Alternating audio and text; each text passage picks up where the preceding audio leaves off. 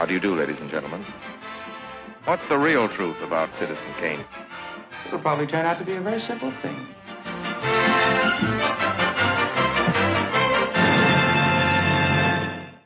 Hello, everybody. We hope you're doing well. I'm Parker. And I'm Max. And welcome back to Better Than Citizen Kane, the highly subjective show where we look at a movie and ask the question, is it better than Citizen Kane? As always, if you like Citizen Kane, that's fine because we're not here to hate on it. But when every movie ever made is a reasonable contender for the title of greatest film of all time, you have to wonder, better than Citizen Kane? So, grab your viewfinder, nail your door shut, and pickle some spoons with your friends' faces on them, because today we're talking about Lilo and Stitch. Lovely. Not a lot of, fun little things to reference in this. Sure, yeah. Drop your ice cream scoop. Shoot at your creation. Make a friend. Make a friend. Barf up your cake. Yes. Stuff like that. Set the place Stuff on like fire. That. All right. So, yeah, Lilo and Stitch. Lilo and Stitch, this is my half-birthday pick. This is, yes. Explain, Max, the significance of Lilo and Stitch on our air date. On our air date. Oh, yeah. Oh, come on. I should have done that for the intro. I forgot. Oh, I've been planning this for months. This episode's going out on June 26th, so this is our Experiment 626. It is. It's like yes. Stitch's Experiment 626. Mm-hmm. And that's why we're doing it. Also, that's why we're doing it's my half-birthday episode, whatever. Because so, I don't want to pick one in the middle of the Christmas block, so... Yeah. I anyway. keep telling him he can, but he's... No. He doesn't want to mess up the timeline. It's a canon event. Yeah. So, Max, tell us a little bit, since this is sort of your fill-in for your birthday pick. Why this movie? Why you could pick anything for your half-birthday pick. I could pick anything, Why this? and I was talking to my dad about this before the episode. Like I was just talking to him a bit ago. Lilo and Stitch. I realized while I was rewatching it this time, I hadn't seen this in I think 5 years or so. Like it had been a minute, and I don't think I'd really sat down and paid attention to it and watched it as a film as opposed to just watching it because it's Lilo and Stitch, you know? Sure. But I realized while watching it this time that this really did directly impact me as a person for the rest of my life. This movie, I think there's a reason that my favorite colors are red and blue, and I think it's because Stitch stole the red police cruiser. Which I love. I love that design of that ship. I think it's really fun. It is very fun. And just a lot of the design elements of this, of the hyperdrive lever, that yellow and black twisty. I love that, and the space stuff. Obviously, I think this is one of the movies that introduced me to space earliest. It would have been this, maybe the first Wallace and Gromit short, Sure. Grand Day Out, or maybe Treasure Planet. But I think this would have been my first exposure to aliens in a movie that I liked, because E.T. I do love now, but as a kid I was terrified of E.T. Right. And that's not really space set, but this is no space, you know? Yeah. Anyway, so I think that element of it. I mean, Stuck on You was probably the first song that I really knew the words to. We listened to a lot of music. I probably knew Beatles songs, but the soundtrack to this, I have it on CD. It's in my car. It's the same CD that we had when I was a little kid. Yeah. I would just play that on repeat. This was my favorite movie when I was a kid. And especially for me, when I was 3, I was really sick around my birthday and around Christmas time. I had a really bad flu. And I got a stuffed Stitch for Christmas. And so we have pictures of me when I was sick at that time, dragging him around by the ear. And he became my stuffed animal that I'd go and sleep with every night. I slept with a little stuffed Stitch animal until I was 9. Cute. This is my childhood movie. And obviously we talk a lot about Herbie. We talk about the Love Bug. We talk about Wallace and Gromit. We talk about these things that I loved as a kid, but Stitch was my Disney movie. Yeah. And franchise. When the TV show started, we have a video of me and my sister singing the theme song to the TV show. And the spin-offs and the sequel. Stitch has a glitch, which of course we will be covering next week. No, yes. We will be doing the entire Disney Channel animated series in its fullness. And is it better in its full capacity? Is it better than Citizen Kane? But this is and in my Letterboxd review on this rewatch, I was like, this is the top tier Max movie, and it is, because I just love this movie as a kid. It became one of my things that I loved. So anyway, yeah, I love this that. is yeah. I'd kind of forgotten about it. I'd kind of forgotten that this is a movie that I watched constantly and loved and shaped my love of space and probably my fear of swimming, because I much like Stitch, I also have a dense molecular structure that means I can't float. When Jumba said that in this rewatch, I was like, he's just like me for real. So, it's like, wow. Whoa. Anyway, so yeah, That's really great. What about you, Parker? What's your connection to this movie? So a little bit similar. I don't think I have quite the same like early memories of it, because there's a little bit of a gap between you and I age-wise. And so I was a little bit older when this movie came out, but not by much. And I also watched the hell out of this thing. Like just constantly. Like this was one that we almost like wore the DVD out on. And I'm not sure if there was anything in particular why. Like I think me and my siblings just liked it a lot. And so we would watch it all the time. But I'd kind of like, I forget about this movie. Yeah. Like not in like a bad way, but it's just like, so the other day, there was some film Twitter trend around of like, oh, like what are your top 4 like Disney films? Didn't even cross my mind. Like I can't remember what I put, but it wasn't this. And then I was rewatching this yesterday for the podcast, and I was like, I don't know, this might be in my top 4, and I keep forgetting about it. But it had been like a decade plus since I've watched this movie. It's been a long time since I've revisited this. And just like remembering how much I watched it by like how much of this is like burned into my like mental retinas. Yeah. Just like specific shots and specific line reads, and like there's just like this whole movie just kind of lives in my head, and I didn't realize that. Yeah. So it was really like kind of like you were mentioning earlier, like revisiting it as a film rather than like as just something I watched all the time was really, really good. And I was pleasantly surprised by how well it held up. Like and I'll get more into it later as we kind of talk about everything, but like that was my Letterboxd review, was just realizing like a solid 75% of this movie I spend like choked up. Yeah. Like there's just like, there's something in my throat for almost all of this movie because of just a lot of the things it talks about. And like, again, like specific sense memories of watching this as a kid and things like that. And I don't know, it was very interesting getting a chance to like revisit it. I'm very glad that we did. Yeah. I'm really glad that this is, I don't know. I'm someone where like, I know that this movie meant a lot to me and I think of it, but again, like you said, I don't think of this as being one of my favorite movies, really. Right. But I think it is. Like I have that childhood connection to it. And we'll just dive right in. This movie looks gorgeous. This movie's so pretty. This movie's so pretty. What I was thinking about this whole time is like, for my money, this is the best integration of like 2D and CG elements. I was thinking about that too. Like it just like, because like I love Treasure Planet, but like some of Treasure Planet looks a little janky sometimes with like some of the 3D elements, which is wild because Treasure Planet was after this, right? Yeah, like a couple years after. Yeah, this. I think so. But there's just like, I don't know, because there was that trend maybe a from year like before this. I don't know. I'll have to look it up. I think it went up against Sorcerer's Stone. I think. Treasure Planet did.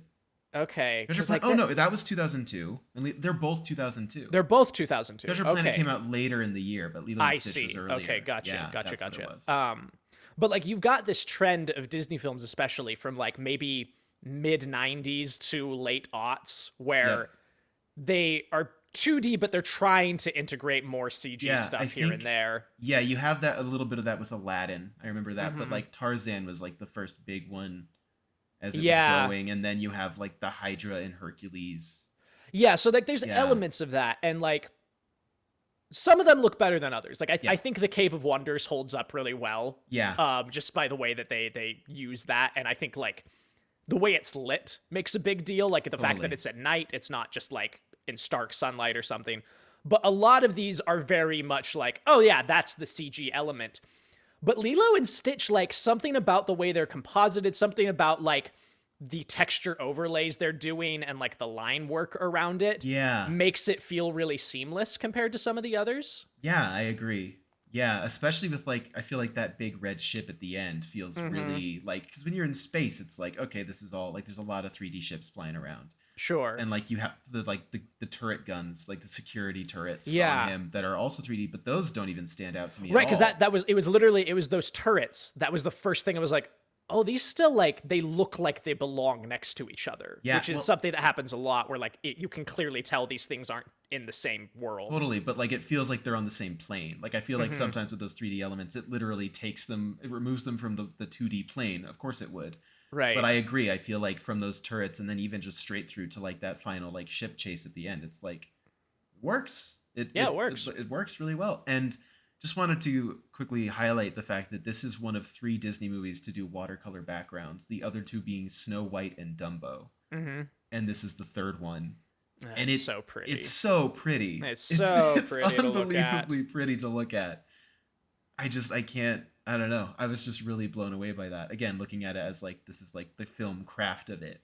Yeah. I was just like, this really works. And that was like a wonderful decision. And like the character designs, I think also set this film apart in a lot of different ways. Like, I mean, there wasn't like a standard Disney style at that point, like there is today, now there's kind of this, they're changing it a little bit, but like at that time, obviously, like the people in Atlantis look different from the people in Treasure Planet that look different from the Lilo and Stitch characters. But I think that the Lilo and Stitch style, especially like, I guess it just as a whole, like with the character designs and those 3D elements just really works for me. I don't know. Totally. No, I completely really agree. nice. So, do you want to do you want to lead the recap, or would you like me to? No, I can lead the recap. I think Okay, I've had right. a long enough break. You've taken some time off. Taken some time off. Have I? I don't know. Anyway, yeah. So Lilo and Stitch. We open with what I think is super bold for Disney at the time. Of like, this is a pretty long cold open. It is. And it's all space set. It's all weird alien guys and like little robots and stuff. And it's not actiony until the end. Like the first scene is like a courtroom trial. Yeah. In space. Where they're like talking about like you created a monster, and he's like, I did. It's not, and like those jokes are funny, and I'm like, is it funny for kids? I don't remember. I think I don't remember it being. I liked it when the robot threw up, I think. Sure. But you know. No, like as a kid, that was another thing, is like watching this movie as an adult now, like a decade or more on. Yeah. Just catching so much more of it. Specifically, I'm fast forwarding a little bit, but like near the end of this whole cold open, when they're like, where's Stitch landing? Where is he going? And they're like, he's in sector such and such, area 51. Yeah. And I was like, that's fun. Nice. So like little things like that I was noticing. But yeah, it is. I don't remember. I remember liking the chase a lot as a kid, but like I don't remember much of what they were saying as a kid, other than just like Jumba's in trouble and Stitch was the thing he made, and they don't like Stitch. Yeah, because Stitch is gross and he's licking the glass and he's saying mean things. Yeah. And then like the whole spit with him being in prison and stuff. But like, so we open in space and Jumba's on trial as like an evil genius. And he's created a life form, which is like illegal. Yeah. It's not just that he created something evil. He created a life form which all around is just like not cool.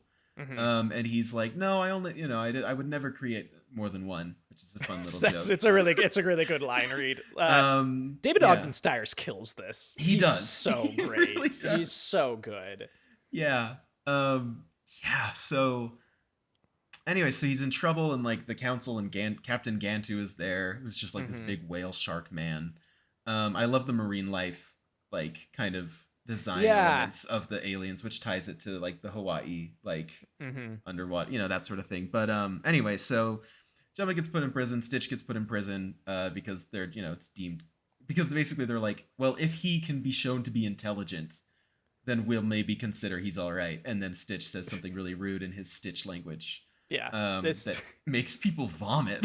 Which is kind of wild for a Disney movie to have like one half of your titular characters, the first thing he say be something so vile that people are having a visceral reaction to it. Like, it wasn't even just that he swore. Like, it's not that he just, like, cussed. He said something so horrible. So disgusting. That everyone, like, ugh. They're like, oh, no. This is wild to me. Like, that's such a funny thing to put in a Disney movie. And I feel like we also have to talk about the campaign before the movie, which was basically based around, at this point, this is coming off the heels of the Disney Renaissance. So Disney has reinvented itself. and it has this cache of characters that it's selling itself on, of like Little Mermaid through Tarzan, basically, right? And the ad campaign for this was inserting Stitch into Disney movies where he's basically just causing a ruckus. He's making chaos. He's making the chandelier crash on Beauty and the Beast, that sort of thing. And it was really successful, almost to the point that people didn't like him or something. I can't remember exactly. Well, yeah, go ahead. I did some like reading up on this, and I remember seeing those ads at the time, and like a big thing that happened was that, because like the teaser poster for this movie is Stitch on a white background with like haloed by a bunch of other Disney characters just like glaring at him. Yeah, and it's every family has one. Right, like that's the tagline in of the every movie. Family. Yeah. And I was doing some reading on it, and like at the time, like it was a very successful marketing campaign because like it got people talking about the movie, but some people were disappointed because they thought all the other Disney characters were in the movie. Right. Like they're like, well, what is this? Like, why is that the marketing like angle you're taking with this? Yeah. When there isn't any of that like crossover going on. Because like the trailers and the poster make it look like a Who Framed Roger Rabbit type of movie. Yeah. And it isn't. No. Yeah, so that's just very interesting. So before the movie, there was this setup of like how rude Stitch is and how he'll ruin everything. And then you meet him and he says something so horribly vile that people vomit, which I guess is in line with his character. So anyway, he gets put in like a jail cell, which is a very fun jail cell design. He's hanging from the ceiling and he's like completely fastened below the neck. And there's these big giant turrets that are locked onto his DNA. They take out his blood and it's pink. And another thing is that on the DVD, I don't know if you had this, they had a bunch of mini games on the DVD when I was a kid. Yeah. And I would just play those. There's like anyway. So I just think every time I see that vial of pink, I'm always like, there's like orange and green too. Like I swear in that mini game. But they get his DNA and like the turrets are locked onto his DNA. And basically he tricks it by spitting a lot. And he spits it at like the guard and they shoot at the guard. And I think he doesn't die. I don't think. I think they just get his hat or something. Because then he makes the emergency call and then he spits on, the system and spits on the system, and I respect that. I respect that. He gets away. And there's that. And also all the aliens on this ship look like Winnie the Pooh characters, which is like an intentional design. Yeah. Where I'm like, I'm pretty sure that's Piglet. And it basically is. Which is very fun. But again, all of those there's so many line reads. Like we were talking about Ratatouille last time. There's like so many line reads in this where I'm just like, yeah, I remember these. Like all of this. Anyway, so he steals a red police cruiser, which I love, and I love the chase scene. He took the red one. He took the red one. I'm like, you have the one red one. But I love it. It's so good. And basically he makes this huge jump, and he's just cackling the whole time. He makes this huge hyperspace jump that sends a wave out, knocks the ship, depletes their power. Great. Just a quick call out. Great score. Like throughout all this, but like that, Silvestri. Which I had no idea it was him. Yeah. Like again, that was another thing. Like watching the credits at the beginning, I was like, "Whoa!" And like that, like chase music has been stuck in my head for 20 years. Like, it's great. Yeah, the score is really great in this too. So he makes an escape, and they're tracking him, and they're like, "Where's he going?" And they're like, "Some planet called Earth." And then he's like going, and she's like, "What's that stuff?" And he's like, "It's water." And she's like, "Oh, he can't survive in water. His molecular density's too strong." And it's really great. It's really good. It keeps pushing in, and he starts to head for Hawaii, and like the main lady in charge of this, the councilwoman, she's just like, "No." And then he lands on Hawaii, and like everyone groans. She's like, "Oh, of course." And that's his projected course, and they're like, "We have 3 hours." So, and I forgot how long, again, the sequence goes for so long. Yeah. Because then even after the chase, they bring in Pleakley. Right, because the councilwoman is like, we have to gas the planet. Like, they're just going to wipe out Earth to get rid of Stitch. And Pleakley comes and he's like, wait, hold it. Yeah, which is also funny because these are jokes that I've heard so many times, but didn't ever click for me that he only wants to preserve the mosquito population. Yeah. He doesn't Which care comes about the back people. at the end of the movie. It does, yeah. But he's like, he only wants to preserve the mosquito population. He doesn't care about the humans. They're basically just like, they're simple creatures. They don't know anything. They every millennia or like every like couple million years an extinction event happens and they have to start over again. Yeah, it all restarts. Yeah, and like anyway, so they're like, okay, well, we're gonna pair you up with Jumbo to go get him. And there's that great sequence of like, I love that fade on Jumbo's face when he's like, on what planet have you unleashed my monstrosity? And then it fades to the ocean, and you get that really beautiful, those Hawaiian score elements as well, the traditional Hawaiian music. They worked with, I can't remember his name off the top of my head, but they worked with like a really famous like Hawaiian traditional composer for this, and it's beautiful. I love that really element lovely. of it. We open on the ocean. There's a fish with a peanut butter sandwich. That's how the movie opens. And then Lilo, who's a young girl who lives on, I think it's Kauai is the island that they're on. I think so. And she has, we don't know yet why, but she's been in the ocean and she's rushing to her dance rehearsal. And she gets there late. She's soaking wet. She causes everyone to slip. And then her teacher's like, Lilo, why are you wet? And she explains that she feeds a fish. She feeds Pudge the fish a peanut butter sandwich every day, every week, something like that. I think it's every week. I think it's every like once a week she has to go feed him this sandwich. And she said, and they're like, why? And she's like, because he controls the weather. And it's like, oh, that's weird. She's a quirky girl. She's a quirky, weird little girl. But also later, it's kind of obviously we learn that her parents died in a car accident when they went driving in the rain. So she's like so preventing. It's really heartbreaking, like when you start picking up on that piece. And that's something that this movie does really well. Of their, and I was gonna say this, like it's so like the story is so emotionally tight. Like everything ties together super well, but it's all in subtext in a way. Like if you're paying attention, if you're an adult and you're paying attention, you start to pick up on the things that obviously you're like, okay, she's doing this because the weather, and then later, right? Because like as a kid, I never connected like Cobra Bubbles as a social worker. Like they say it, but like I didn't know what a social worker was. I just knew that like this threat was hanging over. Like, hey, Lilo might not be able to stay, but like now as an adult, it's just like heartrending. Again, that whole thing of like being caught in my throat for 75% of this movie is just like, God, this is a sad movie. It's a really sad movie, and they do a really good job of portraying that without making it too complex for kids or too boring for kids. And obviously you introduce Stitch, which is obviously going to be a huge success with all children. I think kids are going to be a big fan of him. I think so. But yeah, so basically the situation of the movie is that Lilo and Nani, who's like 19, I think. I think 19 so. Or 12, like it's pretty fresh and she's like pretty young. But Nani is her older sister and she's taking care of Lilo because their parents have recently died. So she's her legal guardian. And basically there is a social worker named Cobra Bubbles, voiced by Ving Rhames, and he does a great job. And he is basically, he's like, Nani, you only have so many, like, more times that you need to prove to us that you can manage taking care of Lilo, or else we'll have to relocate her. We'll have to take her away. Which is such an interesting stakes because he's not a villain. There's not a villain in this movie. Really.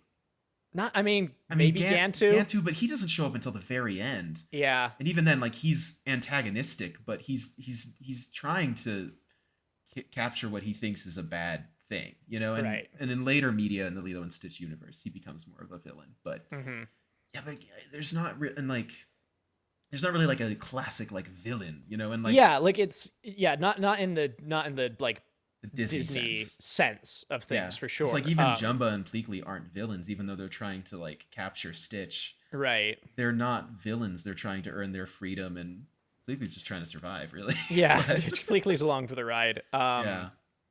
No, absolutely, I agree. Like, it is interesting in that regard that like there is so much conflict going on, but it isn't antagonist based. It's just sort of situational based. Again, like you said, like Cobra is intimidating, but he's never scary. He's never like you're never like you as the audience are never worried when he shows up, other than just like worried about like seeing how Nani is just failing at every turn. Like that's I do remember like that was something that came up for me while I was watching the movie, is like there were certain parts like I almost skipped as like a 26-year-old man, because as a kid I would have to like walk out of the room when like things just weren't going their way, and like and you know Nani just kept trying and stuff kept getting ruined, and like as a kid I just got like so much secondhand embarrassment. And like still do as an adult, like when I watch media sometimes, and just like, And so, like that's the feeling you get when Cobra Bubbles is around. It's not like, oh no, he's scary and he's the villain and he's the bad guy. It's just like, she's trying so hard, man. Really like, give her a break. Yeah, and so that's the big chunk of the movie is she, but also the writing of Nani and Lilo's relationship is really great. So, sorry, I'll get more into details so we can talk about these scenes because there's Good scenes there. Yeah, we gotta keep it moving. So Lilo runs home after her dance rehearsal because she doesn't want to wait for Nani, because she tries to make friends, and they're all very mean. And she's also very aggressive. She hits Myrtle. Yeah, because Myrtle calls her. She says, "You're so weird." Yeah, and then Lilo beats, hits her and bites her. Yeah, literally takes her to the ground. And they don't want to play dolls with her because her doll is homemade and weird, and she's like, there's like bugs in her ears. Like, she's made up that story for her doll.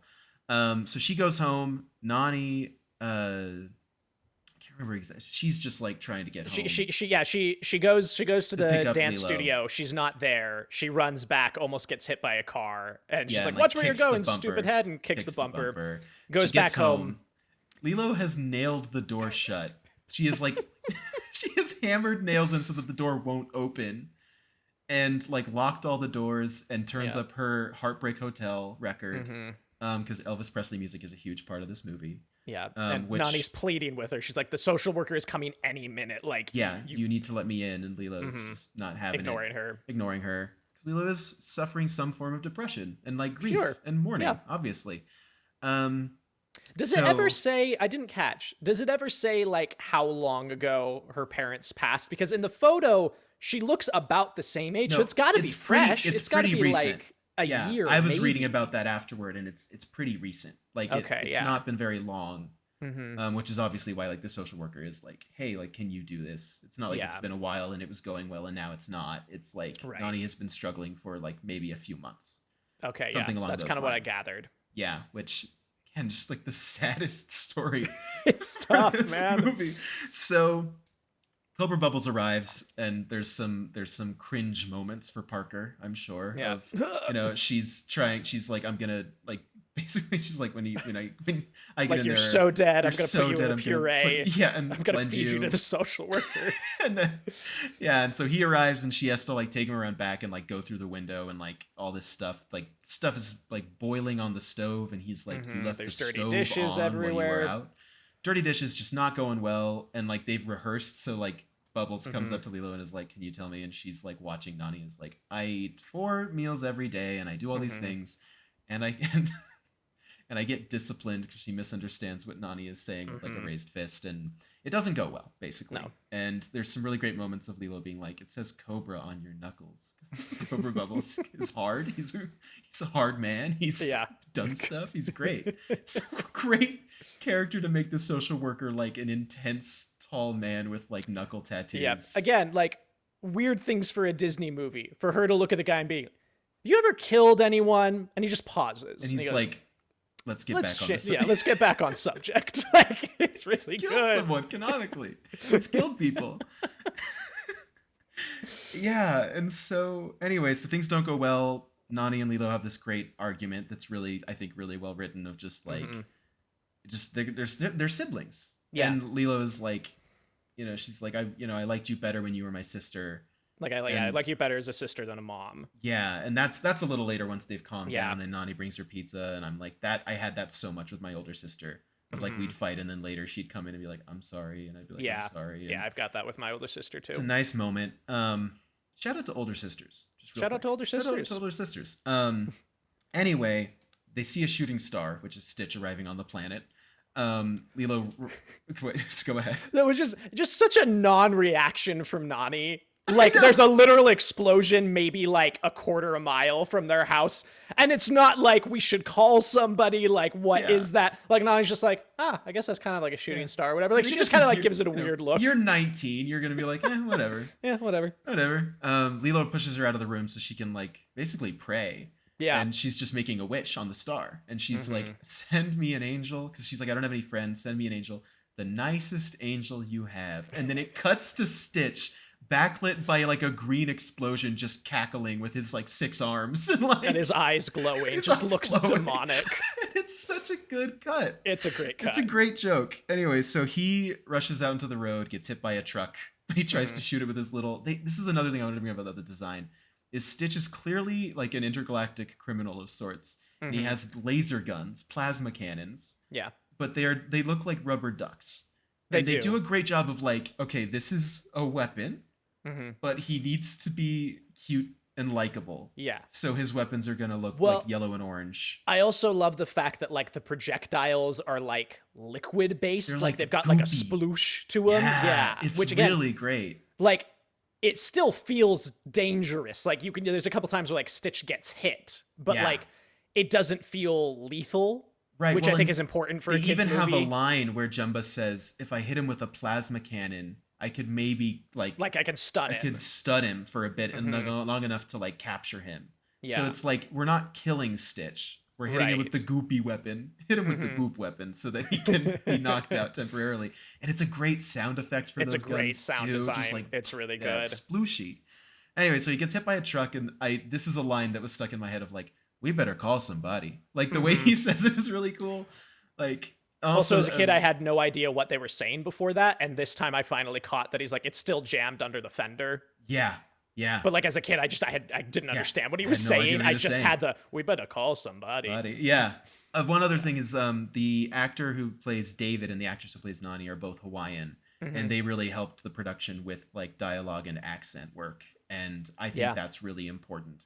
Obviously, I think so. Davy Chase, who plays Lilo, is not Hawaiian, but sure. I mean, it's 2002. I think it's better than a lot of other movies we're doing, especially previous Disney movies were doing at the time.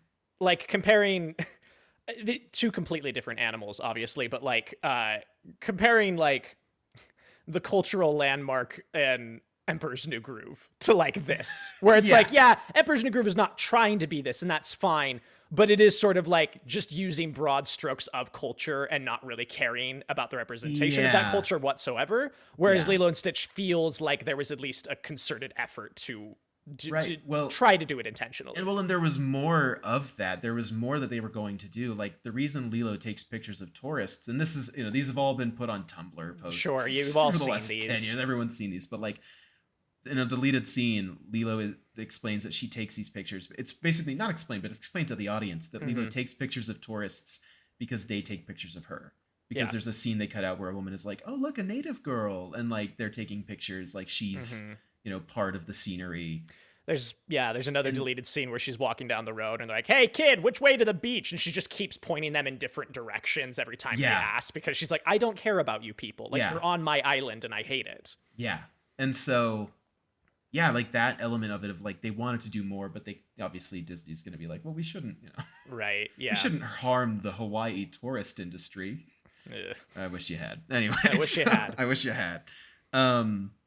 Or criticize it. But so Stitch, they call somebody, the guys who hit him, and basically the next day, Nani overhears her wishing for a friend, and Nani goes, okay, we need to get her a dog. Like, we're going to get her a pet. So they go to the pound, and Stitch is at the pound. They dropped him off, and I love the pound workers, like, just reaction to Stitch, because she's like, no, all of our dogs are adoptable. And also Stitch has seen a poster where like a dog is hugging a little girl, so he's like, okay, and he like sucks his arms in and like hides his antenna and that sort of thing, which is like, wow, it's pretty crazy he can do that. It is kind of wild. Pretty wild. Also insane to me that they brought him in with antennae and like 4 arms, and their answer is like, it's a dog, I think, but it was dead this morning. Like that's it's just so funny. It's really funny. But like, I mean, I guess that's what you'd, you had no frame of reference, but sure. I don't know. It's really funny anyway. So a dog, I think, is what she says. That's a great line delivery. They adopt Stitch, and what's great is that Jumbo and Pleakley are watching from like a distance with like their like heat vision, which is also a 3D effect that I think works really well. Yeah, that 3D heat vision Stitch is really nice. And Jumbo's again, something that I should have picked up on as a kid, but just never understood really. I got that Lilo adopted Stitch, but I hadn't really picked up before that Stitch is actively doing this because it's a cover for him. Right. He's trying to stay safe. He's trying to stay safe because he knows that they won't shoot this girl. And that's his reason. And I loved that, and like watching for like jokes about that. There's like some great moments where like Stitch sees Jumbo away and then like hugs Lilo a little closer. And it's like, that's really funny. Anyway, so Jumbo and Pleakley are trying to get him. They're on World. Yeah. Pleakley gets bit by a bunch of mosquitoes, which is funny, and he makes an Oscars reference. Yep. Very funny. Topical. Topical. But yeah, and then I mean, from there, Lilo basically learns that Stitch is bad. They try to do some like most rehabilitation. of the like middle of the movie is just kind of shenanigans and a couple of montages of just set to they're really Elvis good, songs. but They're there's good, but we don't need to get into detail. Mhm. Nani's trying to get a job. That's the we're big thing is that sorry. Yeah. Oh no, Bubbles shows Yeah. up again, and Mhm. Stitch throws a book at his head, which is really funny. Yeah.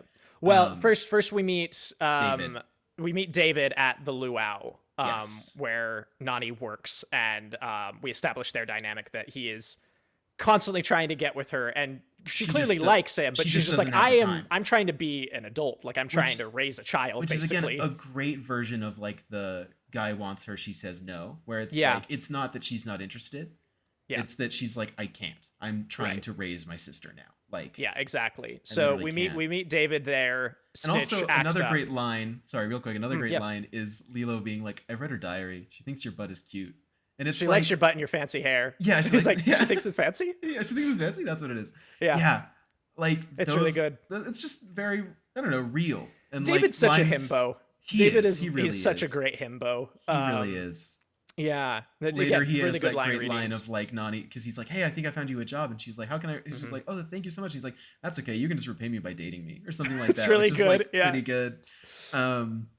So we meet David, Stitch Meet acts up, David, Stitch and acts up. Nani loses her job, which is why Cobra Bubbles comes back and says, "Hey, he has some line about like, thus far you've like found shelter in the harbor of my patience, but I can't ignore you not being jobless. Like you Yeah. have to get a job, otherwise bad things Yeah. are gonna happen." So and he has so that great he has a great line of delivery of like he points to Nani, he's like, "Job," and he points to Lilo and he goes, "Model citizen. He wants to see that dog being a model citizen. Yeah. So that it's sets really up, good. they're both working on these things for the middle Yeah. term of the movie, and you get Stitch. Again, he's not really trying very hard. He's still being a bit silly, and then Yeah. he gets that scene on the beach where he finally is like, "Okay, I get it," and he's like Mhm. performing as Elvis, and then people crowd him and take pictures, and he wrecks the beach. Nani Yeah. loses her job, and Cobra Bubbles is there, and she's really like, it's pretty clear when I watched it this time, like she's like, "This is it." Like Lilo's Yeah, this is, gone. and he's like, "I'm sorry." Right. Like he's like, "I'll come for Lilo in the morning. Like Yeah. I can't give you any more time." Yeah, and- but even before that though, they're sad, and she Yeah. sees him, and she has that in her mind, and then David's like, "Hey, do you want to like?" He Yeah. says that line of like, Oh, "There's true. no Yeah. better- You're right. There's right. no Mhm. better, I no better can't think- cure than like grabbing a board and getting some choice waves or something like that. Something like that. I always remember the way he said choice waves. Mhm. And then they have that lovely surfing montage where we It's see really that lovely. Stitch actually does realize he wants a family because they're Mhm. kind of not including him on building a sandcastle and that It's sort really of thing. sad. He just It's- like flops his head down. yeah, Sad Jumbo little Fleet- guy. Yeah, sad little guy. He finally gets on the surfboard. He literally does like the fingers Mhm. together, like Yeah. anybody go surfing Hey, too. They get him on the surfboard, and then Jumbo grabs him from Yeah. the water, and then that drags Lilo down, and they think Mhm. Stitch is just doing that. They all get back on the shore. Stitch coughs up the water. That's when Cobra Bubbles is like, right. "I'll come Yep. for Yep. Lilo Yep. in the morning," Mhm. because at that point Lilo's life was in danger Yeah. actively. And then David has that brutal line where he's like, "I really thought they had had a chance, and then you came along." Yeah. It's And just, that's ugh. and also because Stitch isn't like an animal. He's intelligent. Yeah, he's intelligent. He's intelligent. He just has an instinct. We completely skipped as well. His destruction of San Francisco and Lilo's It's room really good. cracks me up. And I It's love the really way she good. goes, "Wow, Wow. San San Francisco. Francisco." And then he wrecks it. There was another line I caught this time because it's set up pretty early on that Stitch's purpose is to destroy big cities. He's chaos. He's just a Yeah. chaos demon, Yeah. But I'd never caught this before that Jumbo says the line of something along the lines of like, when he gets to a big city, he will flip around street signs and steal Mhm. everyone's left shoe. Left shoe. And I'm like, Yep. that's a great child-friendly destruction. I was like, oh, that's Yeah. all he's gonna do. That's all he's gonna do. That's what he's gonna do. No, it's really good. And like earlier, there's again just like heartbreaking lines left and right in this movie. You just mentioned Jumbo. I remember after Pleakley's been bitten by mosquitoes or whatever, and Stitch is having kind of like a sad night after his destruction because Lilo's like, "Why do you have to do that? Like, what's the point?" Yeah. And he's like, "I never gave him a greater purpose." He's like, "What must it be like to not even have memories to visit in the middle of the night?" Yeah, Like, there's some like killer it's- lines it's- in there. yeah, it's like whoa. Yeah. Anyway, back to where we were. So back to You- where we were. So then it's kind of a situation where they go home without Stitch. He comes later. Yeah. And that scene is just brutal of Nani and Lilo in the hammock. And Nani's trying to explain to her what's like, gonna happen. What's gonna happen? But Lilo's but like, Lilo just isn't getting Lilo it. doesn't get it. She's like, you'll get a job. Like, Mm-hmm. and then she sings Aloha Oi, and they let the blossoms float away in the breeze. And Stitch watches this and is like, from what David said and from this, he's like, I need to go. Yeah, like so I'm Stitch causing packs up, problems. he packs up his little duckling book. Mm-hmm. He gets ready to go, and Lilo comes in, and she's like, "You're leaving?" And she's like, "That's okay, I understand." She's like, "Everyone leaves," and it's just like the saddest thing where she's like, "It's okay, you'll forget this." She's like, "But I'll remember. I remember everyone that leaves." And it's like, oh my god! And then cut to Stitch in the woods or like in the wild, and he looks at the book of the ugly duckling being lost, and then he says, "I'm lost," and it's like. It's pretty heartbreaking. It's heartbreaking. It's really sad. The next morning, Jumba finds him and is like, hey, come along quietly. Like, it's okay. And he sees the book and he's like, is this what, like, he's like, I'm waiting. He's like, well, waiting for what? He's like, family. And he said, you don't have one. Like, I made you. And this is it. Like, you can't belong. Like, you can never have this because you are just meant to destroy. That is what you do. That is what I designed you for. Yeah. Which, again, is like a really heavy topic. Yeah. It's a lot. It's a lot. But also, earlier, we had Jumba already kind of being confused and seeing that Stitch is changing. Because when they're doing the surfing, he's like, why would he do that? Why would he go to water? Why would he go to water if he knows he can't swim? So he's aware, but he says that line. Trying to remember, and then at that point, so he chases after him. Nani's back at home. David's like, hey, I found you a job. And Nani's like, Lilo, stay here. Like, I have to, like, things are gonna work out. Like, it's gonna be okay. Just stay put. Stitch comes back. Jumba's chasing him, and they just wreck the house. Like, destroy it. Again, another great line delivery of Lilo being like, Mr. Bubbles, aliens are destroying my house. It's and really like, good. My dog found the chainsaw. Punch Buggy. There's a lot of great line deliveries. I love Jumba stepping on the record player and then being like, oh, I love this song when it's stuck on you. Quick aside, because it happens a lot in this scene specifically. I feel like more than any other character in animation history, Jumba is drawn off model so often in this movie. Like, there are two Jumbas. There's one where he's like broad and stocky and kind of like intimidating and wide. And then other shots, he looks like a baby. Like he's round and soft and his face is like, baby. It's so weird how often he is off model in this movie. It's crazy. And it happens a ton in this scene. It does, yeah. Pleakley arrives and is there too. They're just wrecking house. There's the great when they puts the carrot in the plasma cannon and they're tossing it back and forth and he's like, Merry Christmas. He's like, it's not Christmas. Happy Hanukkah. He's like, Happy Hanukkah. Like, and that's great. And then it explodes, wrecks the place. Cobra Bubbles arrives. Nani sees the fire truck go by. She's like, don't turn left. They turn left. She runs down there. It's a mess. And that's when Cobra Bubbles takes Lilo.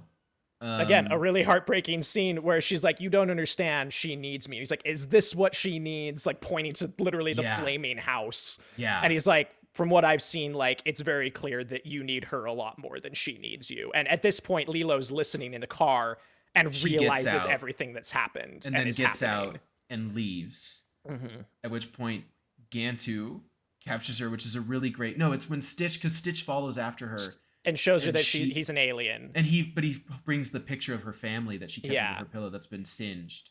And she's like, you ruin everything. And then it's a really great like rack focus reveal of Gantu behind them, and he shoots the net gun, captures them, he puts them in the ship, he flies away. Well, Nani sees him, and also that delivery of that scream when she sees Gantu is really good.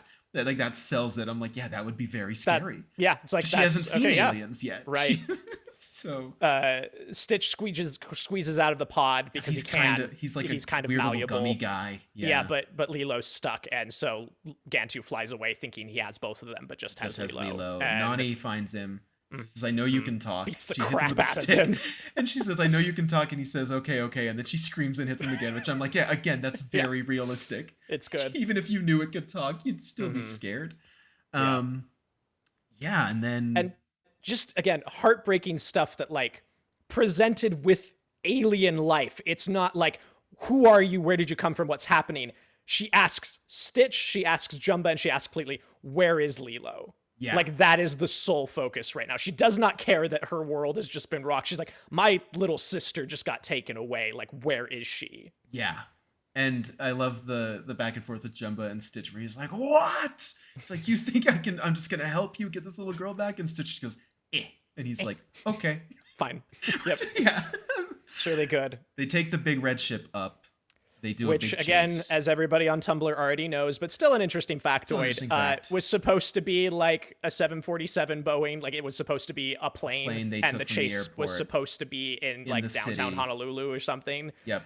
And then 9/11 happened, and they rapidly reanimated the entire like ending of the movie and changed it to spaceships, which is funny because like if you look at the layout, like the backgrounds inside of the big red ship, it's still laid out like an airplane. It just looks like an alien airplane because there's even like the escape hatch on the back, like it's very American looking, and like even the controls. That Jumba is flying. It's clearly a giant jet plane, but they've just put like an alien makeover. They just reskinned it because they're like, okay, we have to do this. Which, hey, I didn't notice as a kid. Yeah, I didn't notice, and I wouldn't have known, really. No, I mean, I would have been like, I guess it just looks like a plane, but Mm-hmm.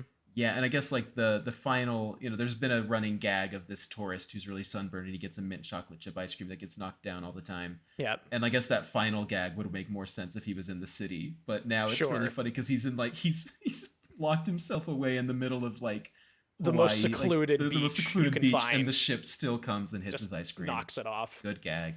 Good gag. Yeah, the chase happens. Stitch gets launched at one point, like flicked away onto a volcano where he puts like a diesel truck.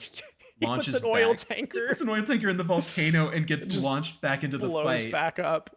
It's really great. That is really good. And he beats Gantu basically. He saves Lilo. They land on the beach, but Lilo still has to get. They land in the ocean specifically because David has a really good line delivery where she's like, "Hey, David, can you give us a ride?" And he sees, and he sees a big whale man and the aliens, and he goes, "Yeah, but I'm gonna have to take 2 trips." It's really good. It's really good. Yeah, they land in the ocean. They're on the beach. The galactic president or whatever, she comes down. Right? Am I remembering this right? But yeah. She shows up. Is Lilo still gonna get taken away? Right? No. It's unclear. Like Cobra Bubbles is there, but that the immediate threat is that Stitch is getting taken and arrested. Right. And that's the main concern. Yeah, and again, he talks and he says Ohana means family, which is the theme of the movie that we haven't addressed until now. We haven't talked about it yet. But he talks and she's surprised that he can talk. Which and again, also that, go ahead.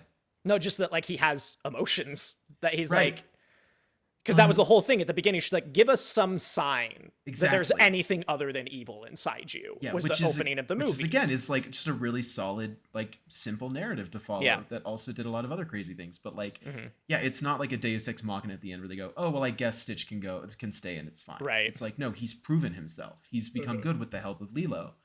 And Pleakley, again, another delivery is like, can't he stay? Like something like that. She's like, we have no reason to like, we have to do it. It's like our laws are absolute. Like we, and even Cobra Bubbles, like aliens are all about rules. Later, right. And this is when it's revealed.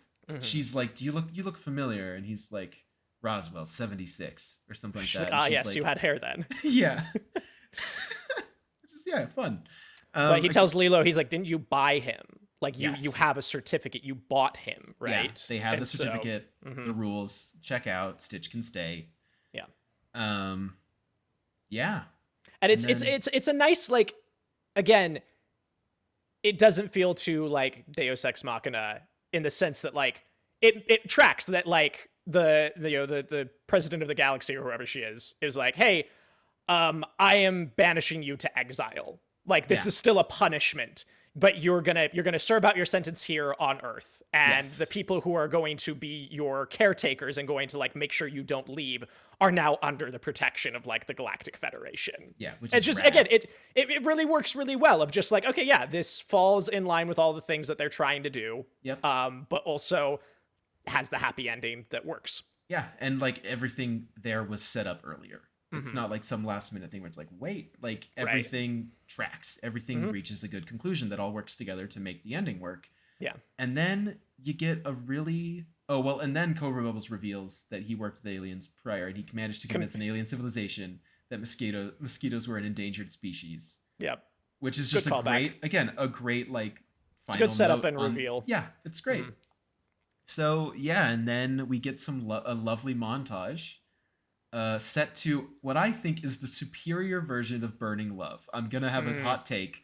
I think, weirdly enough, I think Winona's version. It is really good. Like, I like it a lot. It's a good cover, and I think maybe it's just because I watched this so much as a kid that it became my version, and then when I listened to the Elvis version, I'm like, it's not as good. It's not as fun and high energy. Yeah. They add a little dome room for Stitch at the top of the house. Jumbo and Pleakley give them little cars that fly around the kids, like Stitch and Lilo, and I'm like, I always wanted one of those so bad. Yep. Just showing that, again, there's this family now. Like, Stitch has a family, Lilo and Nani have a family. And again, like, a great kind of final note on, like, oh, they just need, like, some support. And it's like, well, now they have the Galactic Federation support. And, like, they're friends with, like, an evil scientist and like, a nerd alien.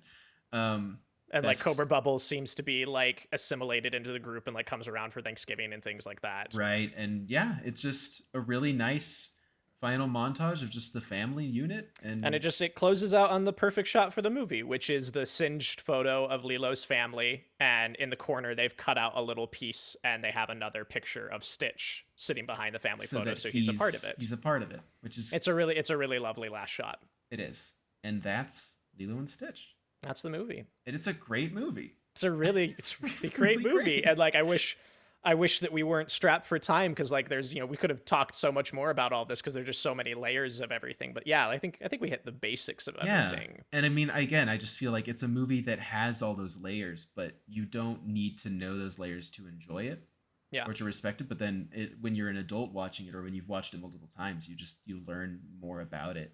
Sure. And it works. I was reading again, there was a deleted scene as well where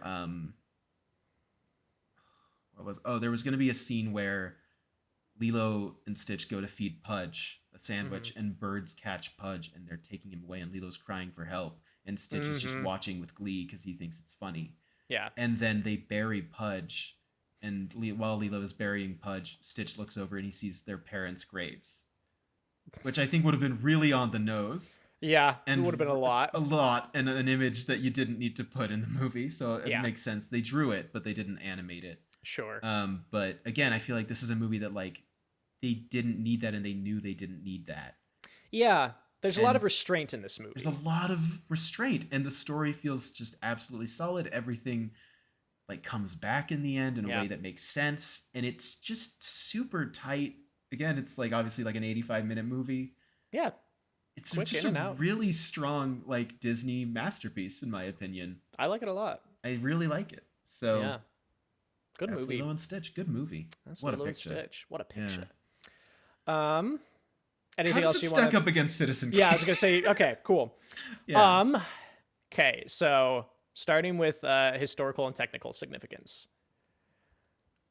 It's Citizen Kane takes it. Yeah, I can't really make much because it's not pioneering any animation techniques the way that, like, even Treasure Planet is right after this. It's not really changing a whole lot of, like, it's not marking, like, a new foray for, like, Disney or anything. It's just kind of there in the middle. It is. It's like the gem in there. And again, I like it. Yeah, I like Treasure Planet, and I like a lot of those outputs at that time. But, like, it's before their CG output. It's not like this saved 2D animation. No. Which I kind of wish that it had. I wish it had. Yeah. But, and maybe if this had come out in 2003 after Treasure Planet, maybe. I don't know. Yeah. Maybe we would have seen that. But I think the only point I can give it in, like, historical relevance is just that it is one of 3 Disney movies with watercolor backgrounds. And it is beautiful in that way, but I don't think Which is a good thing to note. It's a good thing to note, but I don't think that it beats Citizen Kane in this category. I agree. Okay, so one to Kane. How well is it doing what it's trying to do compared to Kane? I think as a kid, okay, let me try and define what it's trying to do. It's a kid's movie that appeals to the whole family, that is telling a story that is fundamentally very sad. Yeah, and is like about grief and depression. About grief and depression and finding family when you have none or have a broken one. And I think this movie nails that. I think that they couldn't have done it any better in this movie. of like tying together that family theme.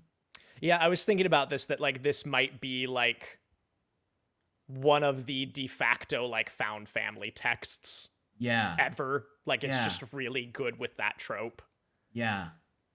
I'm trying. Like, I mean, I gave this 4.5. I don't really know why I don't give it 5. Yeah, Is there I anything with think it?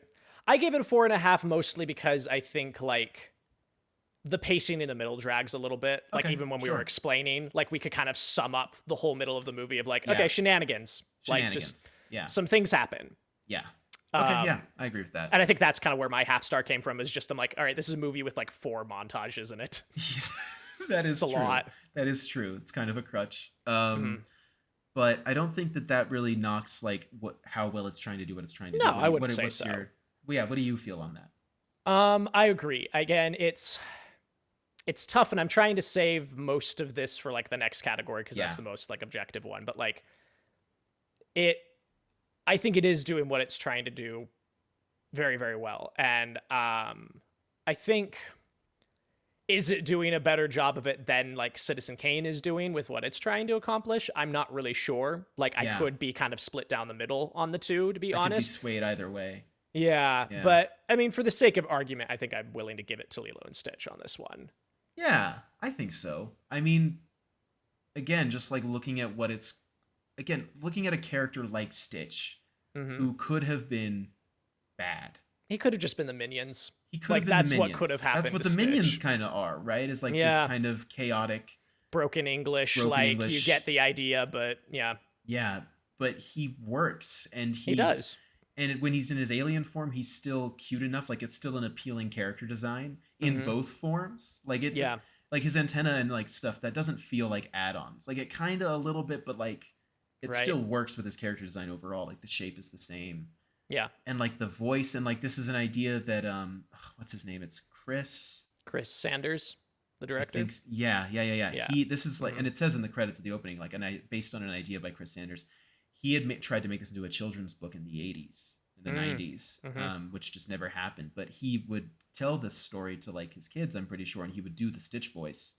So he Yeah. does the Stitch. It feels so, I don't know, like Stitch as a character could have gone poorly. Totally. But he works in a way of like for the story and emotionally and character design level, but he also really works for Disney as a corporation in that Sure. he became a huge merchandise push. Well, I mean, he got a ride for a while. He got a ride had his for a own. He had his while. own ride. Yeah, and you still see Stitch merch all over. People Mhm. still love him. It's like So I don't know, I think 2/3 of Hot Topics output. Yeah, there's no Citizen Kane Hot Topic output. No, no. Maybe if Citizen Kane ended with an 18s cover of something, just like the most that's maybe the one that would thing. work. It's the one thing about this movie that I think really dates it is that final end credits cover of Hmm. man. Anyway, Yeah, So anyway, I think this movie's doing what it's doing very well. So Okay, I think I'm going to give the point to Lilo and Stitch. I can agree But with that. I could easily be swayed to Citizen. Right. This one's pretty splitting hairs for Yeah. me on that end. How well does this movie connect with you? Unbelievably well. Yeah, Obviously. Again, was Obviously. on the verge of tears for Yeah. 3/4 of this movie. Like there's just, I don't know, there's something so aching about this thing. Yeah, and that's emotional. just so good. Yeah. And I feel like even if I didn't have my childhood nostalgia for this, like I was talking to my parents about this movie, Hmm. and my dad was like, "No, it always hit that way. Like it hit even for him. Yeah. It's like he obviously doesn't have childhood nostalgia for this movie. Like I do. Sure. Like it hit. It's a really well executed emotional piece of art, and It's a family favorite from my family too. yeah. So that's what I'd Yeah. say. Which the criteria would tell us that this is better than Citizen Kane. It would. Do you agree with that conclusion? No. Okay. I love this movie. Like I would much rather watch this than Citizen Kane just about any day. Yeah. But again, like stepping outside of the criteria that we've already decided, and the criteria says Yeah. it is, and I'm happy sitting with that. Looking at it again the way we have to with this, of like asking the actual question out loud, I can't say that I think Lilo and Stitch is better than Citizen Kane. Yeah. I don't know. And Where so are you at with it? I'm at that same place except for one thing, Parker. Yes. We said Puss in Boots: The Last Wish was better than Citizen Kane. Okay. And Okay, that's a good point. comparing this to Puss in Boots, I Yeah. think I think this is on par with that for me. They're comparable, I would say. I think so. Which has me tripped up, which honestly, I'm either at the point of like, but I don't think we can do it in this episode. I think we have to stick with Puss in Boots. We said it was better. We have to own up to that. Right. But I that's my only holdup, is I'm like, if Puss in Boots is better, I feel like Lilo and Stitch could be better. Yeah. But Ratatouille wasn't. I don't know. I don't want to compare all animation movies. They're all very different. Right. They're all very different. But that is a good point. That, like, again, going off of, like, that criteria and based around some of the other animated films we've been looking at, like, yeah, maybe. Again, I think this is kind of a fence sitter episode for me. Like, it is, I could go either way with it, but I don't know, maybe tentatively we say it is. Okay. Max, I hate to break it to you. Yeah. Nothing we say on this show matters. What? I promise you, none of this is actually set in stone or means anything. Oh, okay, great. So we can just say whatever we want. We can say whatever we want. So I'm gonna say it. I'm gonna say it with my full chest. Lilo and Stitch is better than Citizen Kane. Lilo and Stitch is better than Citizen Kane. Cool. With an asterisk on it. With an asterisk. Yes, absolutely. How pleasant an experience it's been to realize that a lot of movies are very close to Citizen Kane's level. Yeah, that's been very it helps that interesting we've been handpicking good movies. Sure. Since Forrest Gump. But what a nice revelation of like, okay, one, that Citizen Kane is pretty good. Yeah. But also that a lot of movies are also there's a lot of really good movies out there. Yeah. So that's a nice thing. Yeah. Okay. Well, cool. that's the Lilo and Stitch episode, and happy that's birthday it, everybody. to me in 6 months. Happy birthday to Max in 6 months. So I believe next time, if we are going along as we've planned, is going to be we're jumping way back, and we're doing a silent film. I think not our first, because Metropolis, but we're going to be watching Charlie Chaplin's City Lights. City Lights, which 1931? Max, you have never seen? Never seen 1931. It. I'm excited to see what you think of it. Yeah. And it's nice that we're kind of rounding out this kind of, Disney property trilogy that we did the last 3, and we're moving back into film history. Yeah. So that everyone who listens to our show will not listen to the next episode because they haven't seen City Lights. No, I'm kidding. Exactly. Okay. No. But yeah, I'm excited. I'm excited to watch City Lights. I think it'll be good. Well, Very cool. Thanks everyone so much for tuning in and giving us a listen, and we'll catch you next time. Catch you next time. Thanks, everybody.